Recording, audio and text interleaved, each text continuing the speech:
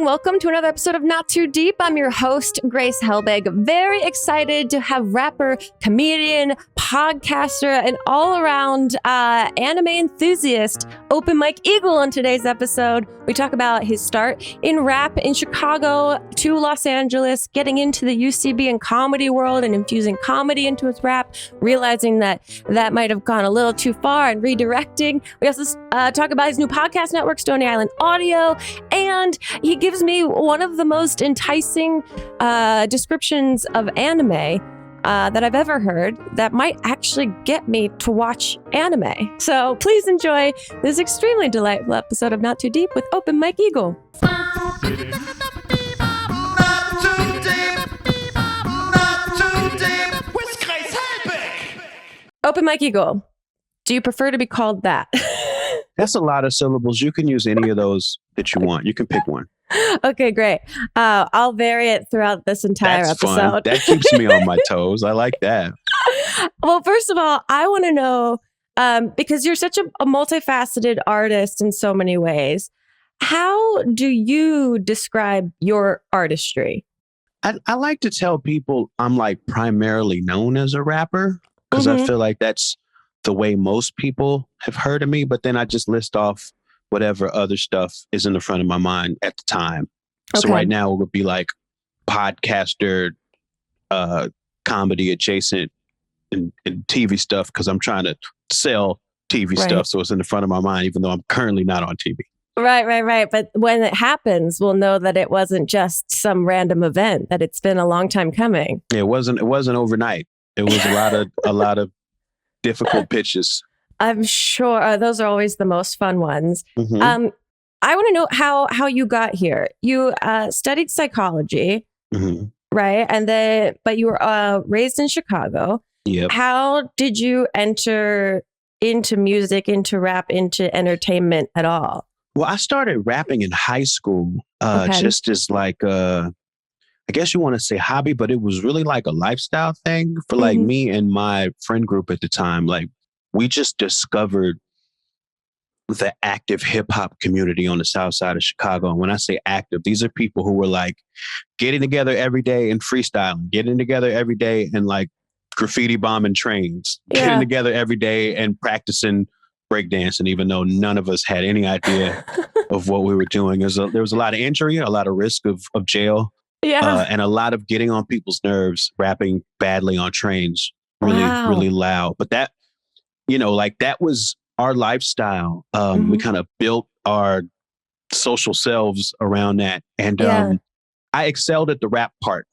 Like the other things I wasn't so great at, but I was really good at the rapping.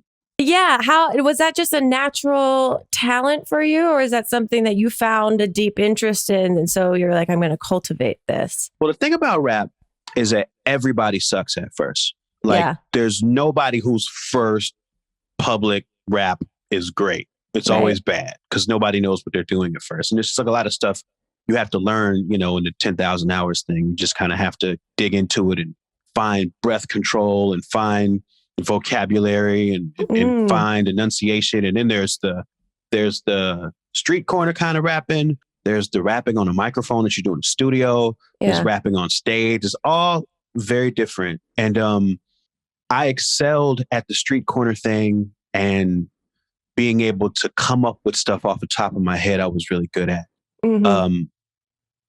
And there was kind of this pathway of if you were a good enough rapper to entertain people, to battle people, to freestyle at shows, there was this kind of like career path to making music and having, small record labels put it out and see if you could make a career of it. And so when I moved to LA in 2004, like that was in the back of my head. Like I know people out in LA who are independent underground artists who freestyle in the street the same as me, but they also have careers. Right. So part of me coming out here, I had in the back of my head is I was going to find out how to do that. Okay. So you move out here with the idea that you want to get into the rap industry, but was that kind of like I'm going to try a little bit of everything at the same time? I mean, I didn't know what to try, like I came out here and I learned like the real basic stuff on like how to get like a CD pressed up. Like I knew how to, make a song, but then like, okay, I have 6 songs. Now what do I do? Like I knew, where to go to get the insert made and where to go to get the jewel case made. And you order these things and they only come in like shipments of 1,000. So you'd have like this giant box of CDs that really nobody wants in the beginning. But then you learn to call Amoeba and to like, hey, I'm with the underground local rap guys and I got this guy and that guy on my album. Want any of these? Yeah, we'll take 3. You know what I'm saying? Like you do that. You call Amoeba, you call Rasputin records up and down California. Like those places were places that you could go take your stuff and put it in retail. I learned how to like book shows, know, and like call and find out where the Rap Weekly was happening in town. And they would, if you were passing through, they'd put you on if you were impressive. So like that was the kind of stuff I learned how to do through direct experience. But then it became quickly apparent to me that the market I was in was shrinking very fast. Everyone was moving away from CDs too. So like the revenue was getting way little. Way little. And so like my mind was opening up to like what can I do to get in front of more people? Because right now I'm just like rapping in empty rooms and I'm rapping for a lot of rappers and they don't really care. They're all like arms folded, waiting for their turn, So I kind of peeped here in LA at UCB. They have their ASCAT show. I don't know. Did you do an improv and all that? Yeah, I did it in New York and I've done ASCAT before out here in the way before times, years and years ago. And yeah, so you just out of curiosity went into this improv theater and started seeing what was happening there? Well, I used to go to see shows there occasionally. Yeah. But there was one time I went and saw ASCAT and they had a musical monologist. So they just had somebody doing their songs. And then, of course, they were making sketches off of the context behind the songs. And I'm like, I got to do that. Yeah. I want to do that. So I figured out how to do it, which was just really as easy as asking, could I? There seems to be a common theme here. It's just getting up the courage to ask someone. Yeah, a lot of cold emails. I really could have shrunk all this down and said, I've gotten where I've gotten by lots of cold emails. But yeah, I did that once. And like the experience I had doing my songs in front of that crowd and how they were like listening and engaging and they were laughing at the parts that I thought was funny. That was a whole different experience to what I had been doing. And then my mind just shifted to like, how can I stay in front of these people? Like who else will let me do their show? And then that kind of started this whole kind of parallel path, like in and around the comedy stuff and just a bunch of stuff opened up from there. Interesting. So when you're shifting to this kind of like new audience that's listening really intently to, the ideas in your music, did that shift the way that you started making music? Yeah, for a time, I noticed that after that, my music got kind of corny. Were you now making like comedy music and then all of a sudden you find out you're Weird Al one day? You're like, what am I doing? I did get to that crossroads. You know what I'm saying? Where like, I always wrote songs from premises, but I noticed that I started to write premises that were a little bit more like outright comedic, where like I'm trying to be funny. Sure.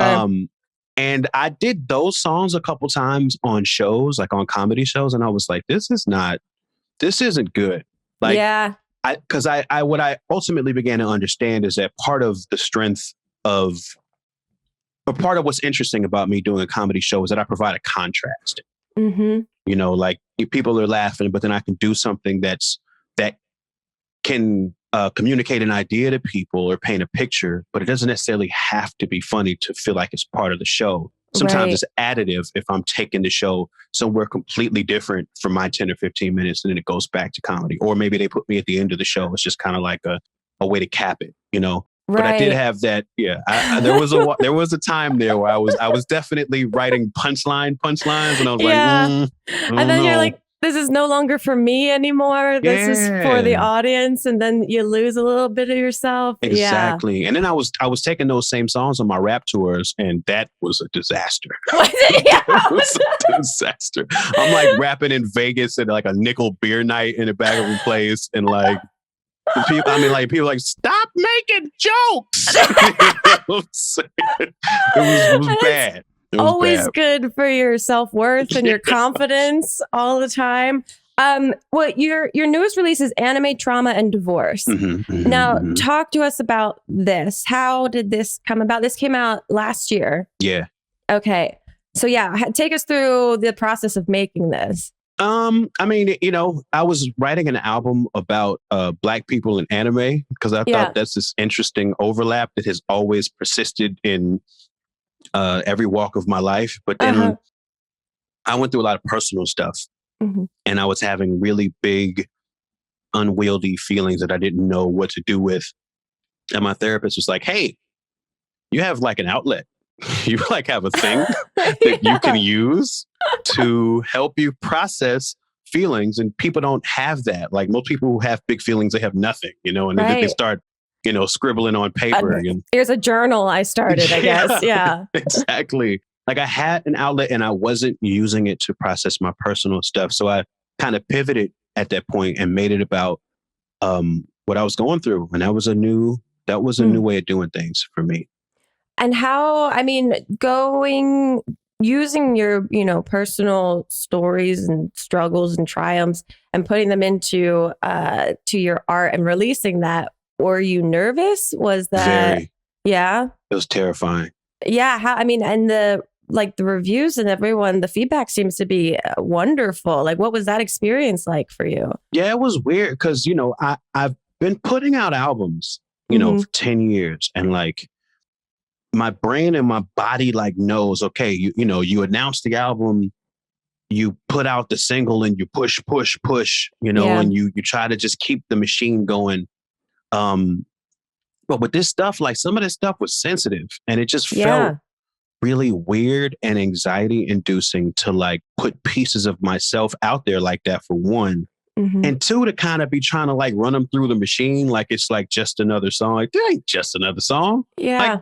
It's a little piece of me in there. I don't necessarily, and that's the thing is I didn't necessarily, and I still came out of it not knowing how to treat it differently when it's more personal. And, I think that when most of the reviews were pretty positive, but the ones that were negative certainly affected me more because I'm more pissed off. Like, wait a minute, you're talking about me as a person. Yeah, you can't do that.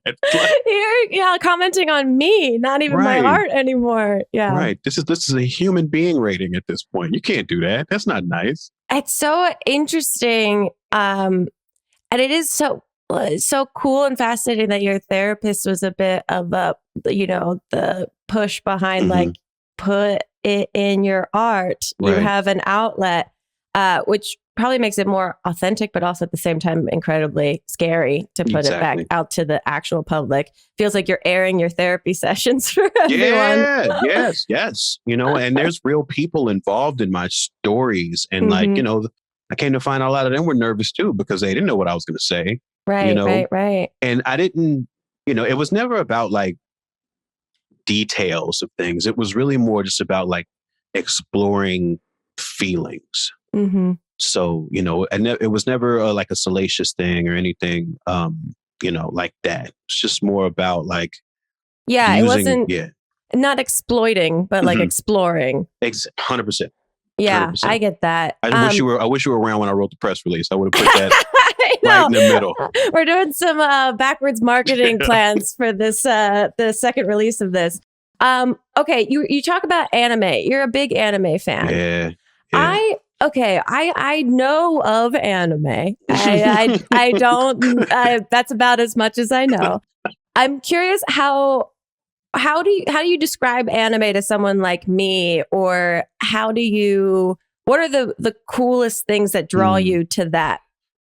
What I like to tell people in terms of what draws me to it, and I think this resonates with people, is that in anime stories, like the storytelling, especially like the ones that I enjoy most, they put characters in situations that are so extreme, but like grounded in a reality that it really pushes them to places like psychologically that you just don't see. You don't see those types of spaces explored, you know, and it'll be like, okay, there's this one show called Tokyo Ghoul. Yeah, I was gonna say give some recommendations if you have them. Tokyo Ghoul, okay. Tokyo Ghoul. So in Tokyo Ghoul, and I'm gonna have to spoil the first episode a little, but it's just this is, I think, a selling point for anime as a whole. Yeah. You start out following this kid. He's in high school. He's got this other buddy, and it's like, you know, these guys, and they like girls, but they're like real awkward, and you know, like they're just talking about all the girls they wish they could talk to. They don't know how to talk. They don't know the first thing about how to talk to a woman, and they're very lonely. But they're nice. They're not like angry. You know, they're like nice, sweet, lonely boys.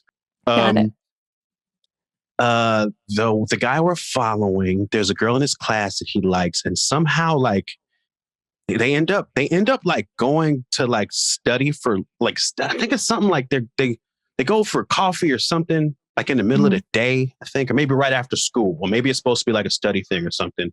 Okay. But he really likes her, and they're like walking after the coffee, and he's like, I really like you, and he like stumbles and, you know, says it like falls out of his mouth, and she's like, I really like you too, and it's like this really nice moment, and then she tries to eat him.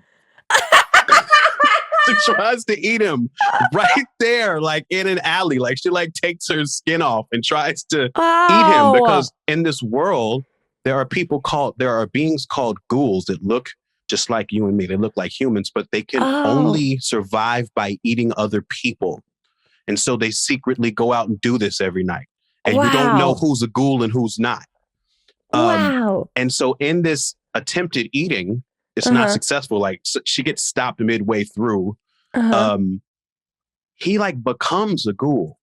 I mean, he doesn't want to be. Like, he's been living a normal life, and suddenly he can only eat people. And you get to watch this slowly change who he is over the course of like this 12, 13 episode first season. Whoa. You know, it's really something. I mean, there's so much metaphor and there's so much like symbolism of like the human experience and like how we exist. I see the appeal of this. You know, and they get to, there's just like no limits to the places they can explore, and like in a really high quality way. Yeah. You know, and I like, to me, that's the strength of it. It's like when I watch a lot of American television, the situations people are in, they're just like too normal. Yeah, it's not as imaginative as it could be. Yeah, so I don't get the character depth. I don't get the exploration that I'm looking for. Oh, that's very cool. Well, I will have to check that out because I'm sold. I love anything that has some like psychological thrilling aspects to it. Yeah, I give you a bunch of psychological thrilling anime.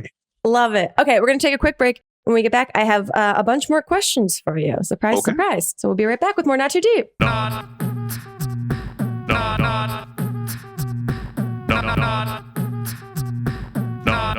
too deep with Grace Helbig.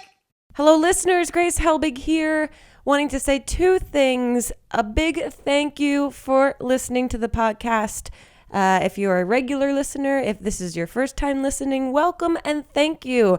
And second thing, if you are enjoying yourself here in this not too deep world we've built and you'd like to leave us a review, that would be so wonderful. If you can go to the iTunes store, the App Store, and leave us a lovely little review, comment. How are you feeling? Good, bad, otherwise? Maybe just good or otherwise would be appreciated. Other than that, enjoy the podcast.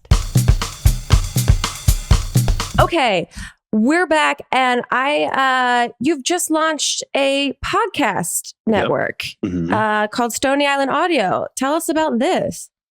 So Stony Island Audio launched in 2020, and it's a network that I am at the helm of. It's mostly about giving platforms to like people inside of hip hop to tell their own stories and shape their own narratives. Most of us kind of are at the behest of PR or at the behest of, the magazines, the press, and in terms of how they are looked at, how they are shaped, where people put them in society. So, I just really wanted to give a platform for people inside of hip hop and connect with other shows who are kind of already doing that work and kind of put us all under one umbrella so we can fly one flag. I love that. How's it been going so far? Because it launched last year. It's been really great. We just launched season 2 of our flagship show, which is called What Had Happened Was, where I sit with like a popular luminary producer in hip hop, and we discuss their entire career over one season. I do 12 interviews. And you're with LP this season? LP from Run the Jewels, That's Company incredible. Flow, Definitive Jux. Yep. Have there been anything or any conversations that have truly surprised you? I feel like every one of them surprises me in one way or another, just because the artistic process is so, it's all headcanon for people. Like when you're a fan of an album, like you can only imagine what was in somebody's mind when they wrote a song or when they did this album sequence this way, or they put this on the cover art.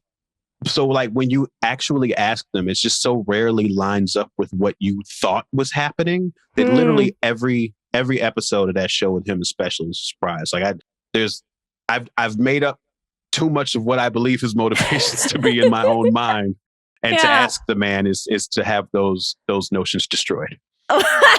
And replaced with hopefully more profound realities. Yeah, absolutely. and more real realities, though, because that's the part that like you just don't think about. Like this is a person living life, and he LP was in New York in 1996, and his life was this, and his mom lived over here, and and you just don't have that context. So it's just so interesting to hear it from his own face.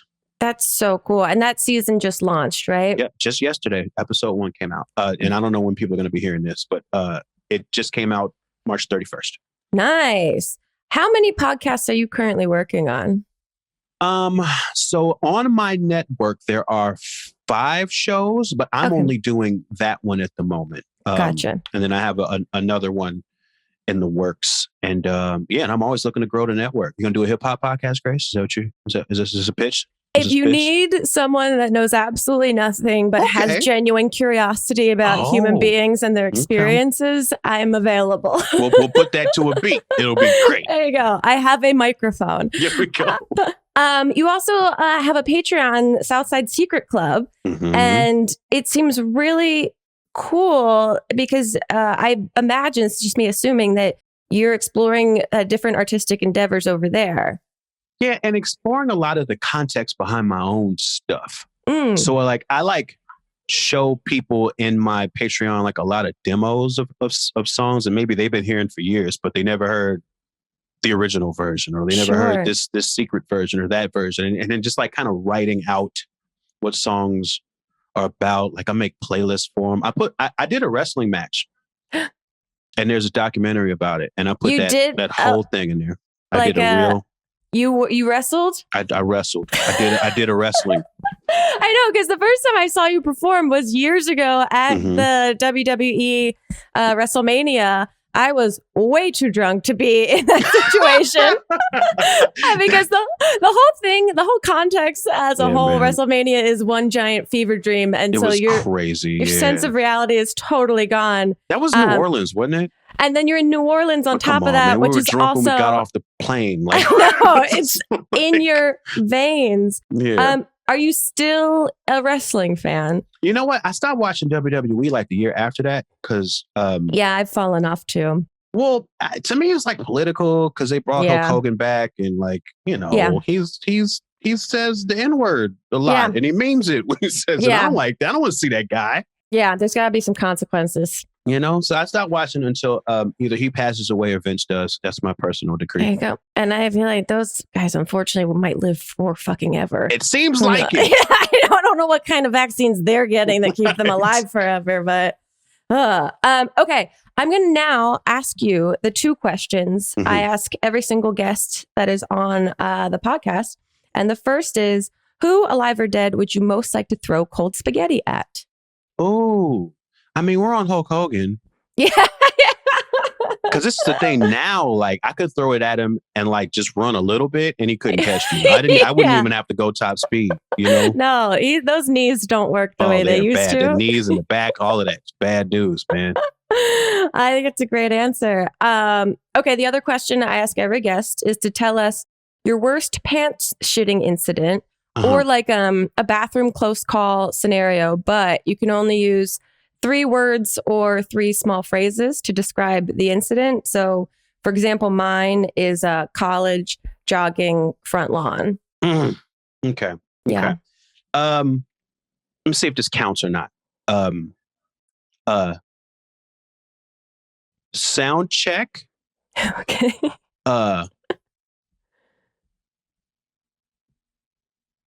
One pair of pants only. Went to Target immediately. Okay. Yeah. Thank gosh for a conveniently located Target. Yeah, it was. I don't know how I psychologically survived that. I don't know how I did it. I don't even know how I did it. Oh, I'm sorry to have rehashed that terrible memory for you.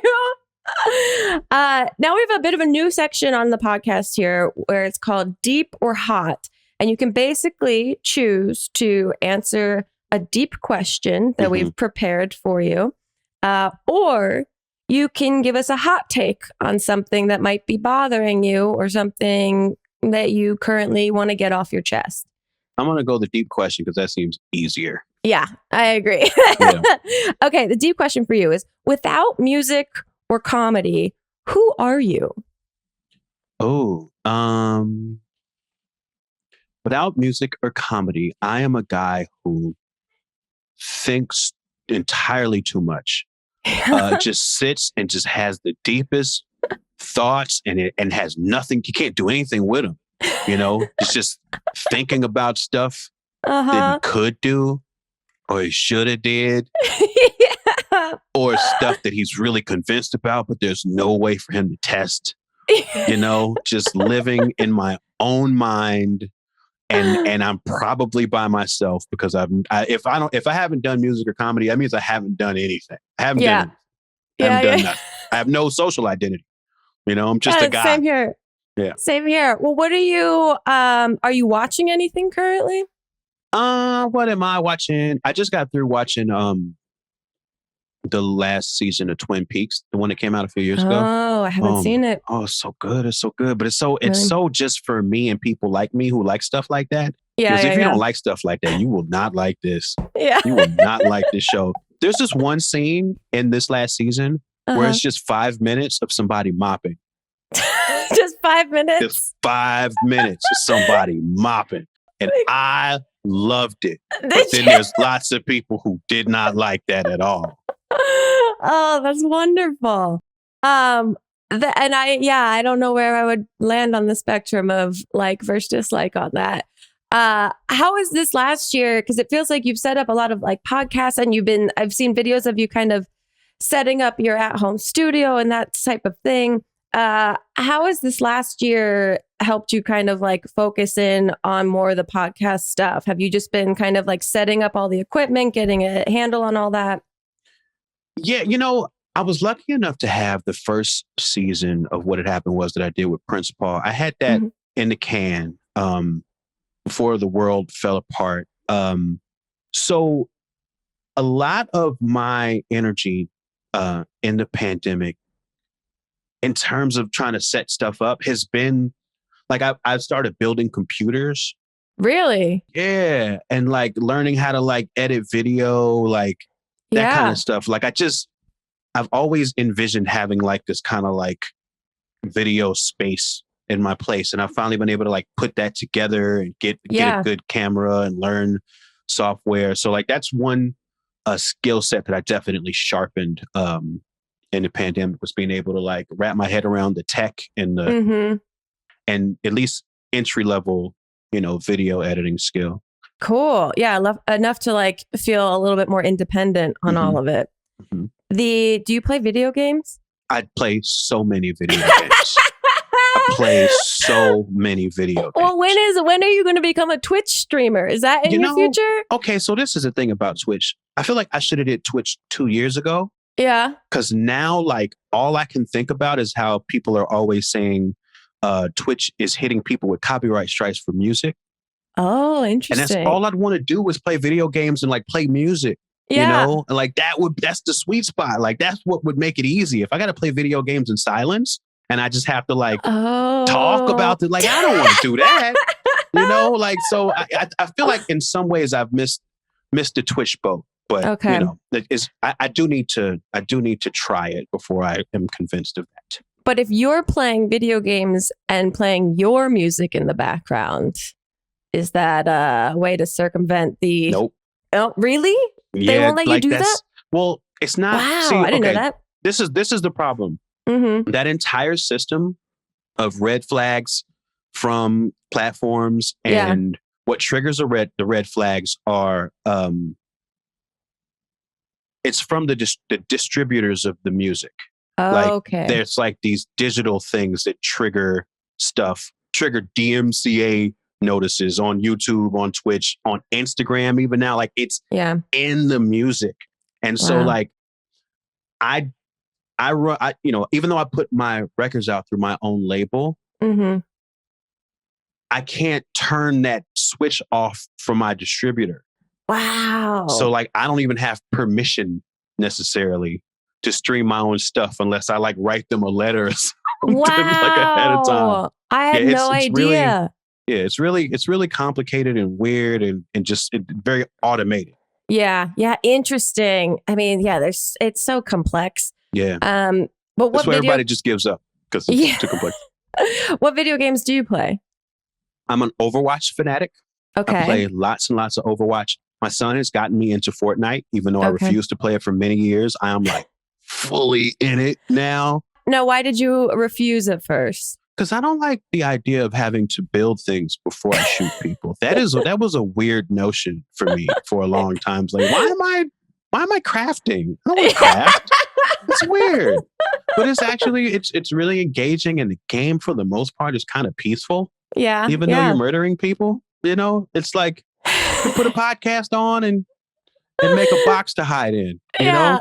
Yeah, it's good. It's what I wish I could do in real life. I didn't realize there was so much DIY in Fortnite.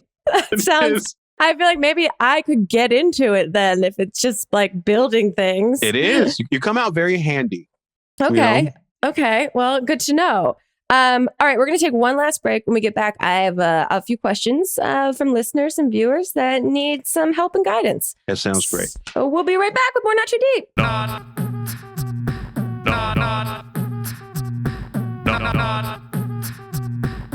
Not too deep with Grace Helbig.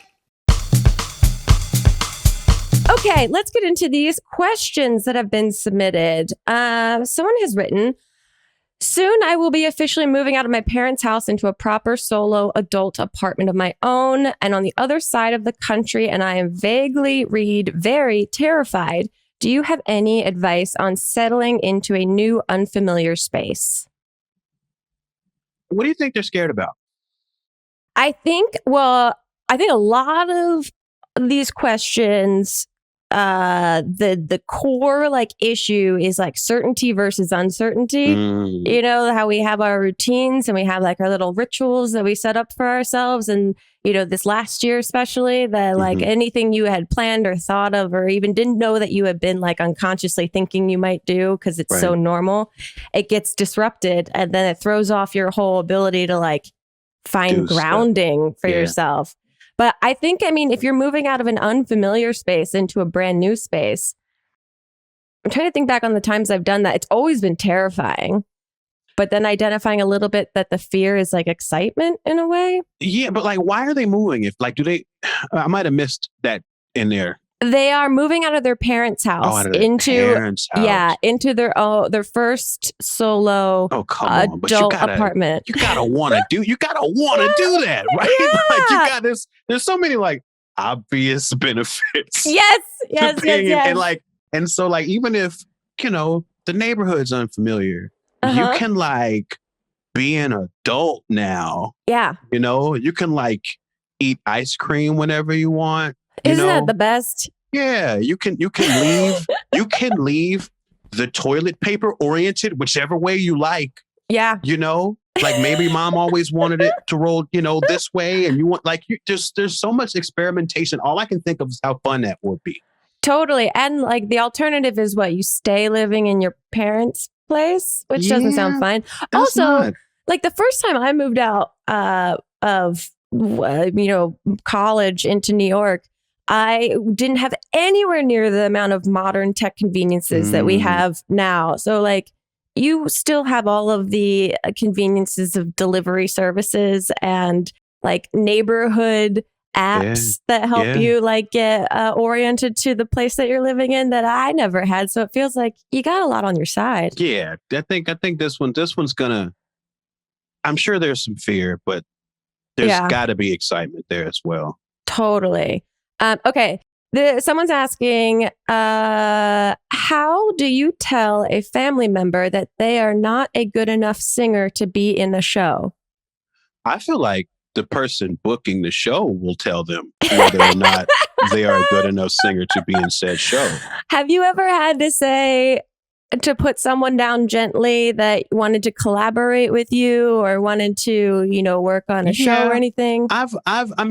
Okay, so there's a lot of collaboration potential in rap music. And especially in the last couple years, I've definitely started to have to like say when I wasn't feeling a song that somebody wanted me on, or wasn't feeling that person's, what they were doing on the mic, because a lot of times now, like I'm not the most popular person in the world, but sometimes the people are reaching out to me, it's because they want a little bit more visibility on this song, which means that now I have to think about it like, oh, people are going to hear this.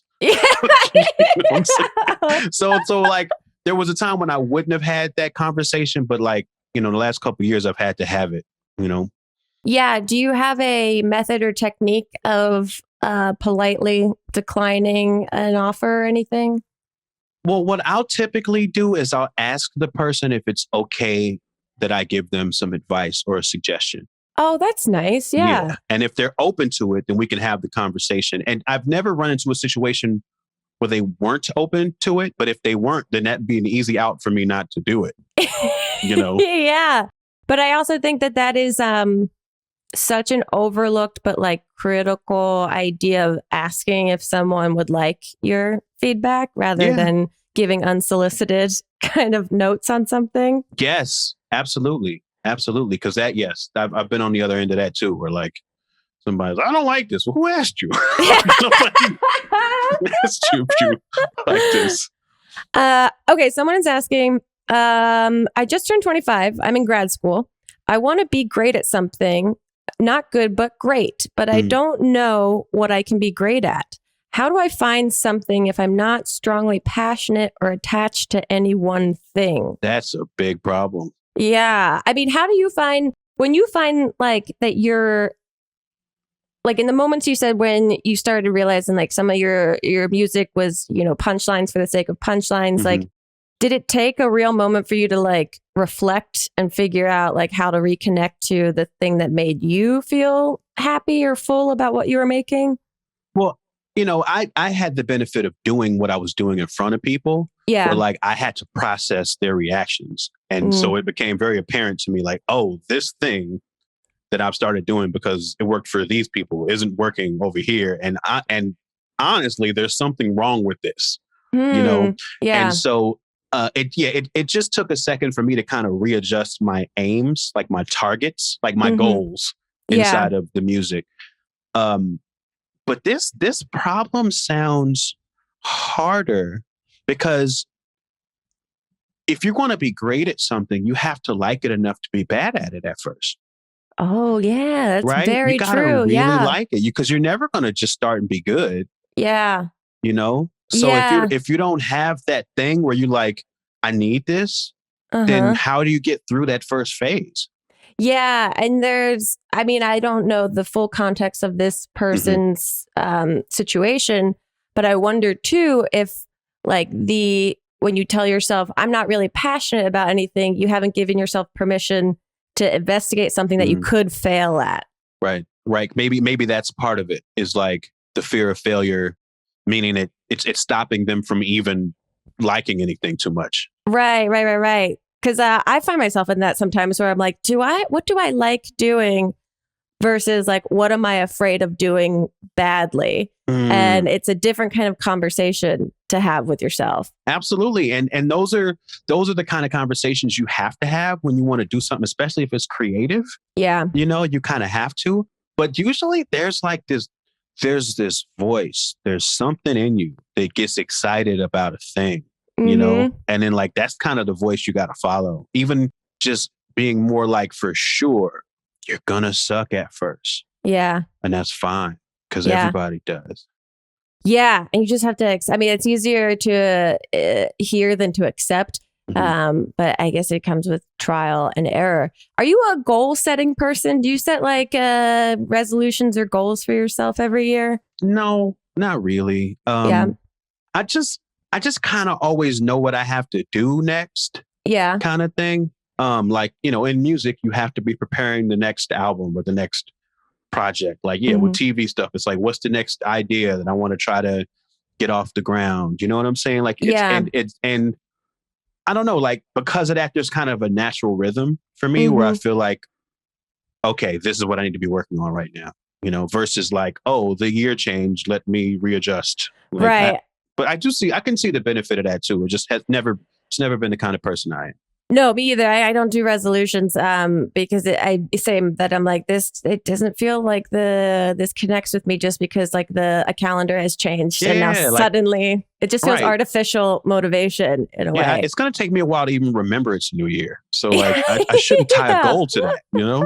Exactly. Can you tell us any other potential future stuff that's coming up for you? Everything has been about this podcast right now, so I'm really pushing that. And I'm always, like I said, first season was Prince Paul. This season's LP. I'm always got my eye on like who the next person would be. And it's interesting because you have to have a person who's done enough different stuff to justify sitting down with him 12 times. Wow, you know what I'm saying? And unpacking things. So there will for sure be another season after this. And right now, I'm trying to figure out, you know, who that person is. Nice. Well, we've reached the end of our podcast, but before you go, we like to give our guests a personalized horoscope from us to you that Melissa just threw in the chat. If you would like to read it out loud for everyone. Okay, I will do that right now. Okay. Dear Scorpio, Scorpion of the stars, as Messenger Mercury aligns with Pluto, you will feel intense energy to engage into deep and meaningful conversations. So if this interview sucked, that's on everyone else. Yay! Even the stars say, pass the blame. There we go. It's not your fault. Thank you so much. Open Mic Eagle, this has been so lovely to catch up with you. Yeah, for sure. Where can people find you? Where can they find the music, the podcast, everything, the Patreon, all of it? Well, I'm mostly present on the internet at Twitter, at Mike_Eagle on Twitter. And then my website's on there, MikeEagle.net. And that has all of the portals to every part of me. Love it. Love it. Love it. Love it. And can't wait to see all of these TV projects pan out all at once. All of them. That's right. All of them. And you're going to get an executive producer credit for putting that into the universe. And if you release another album and you want to talk through the marketing campaign for it, I'll be here. Don't worry. I love it. Thank you so much. This has been so fun. Yeah, it's been awesome. We'll see you guys next time on another episode of Not Too Deep. Goodbye. Too deep, too deep, too deep. Not Too Deep with Grace Helbig. Not Too Deep is a production of Grace Helbig Incorporated, producer Melissa D. Montz, edited by Shireen Lani Yunus, post-production sound by Chris Henry, and an extra special thanks to Flula for the theme music.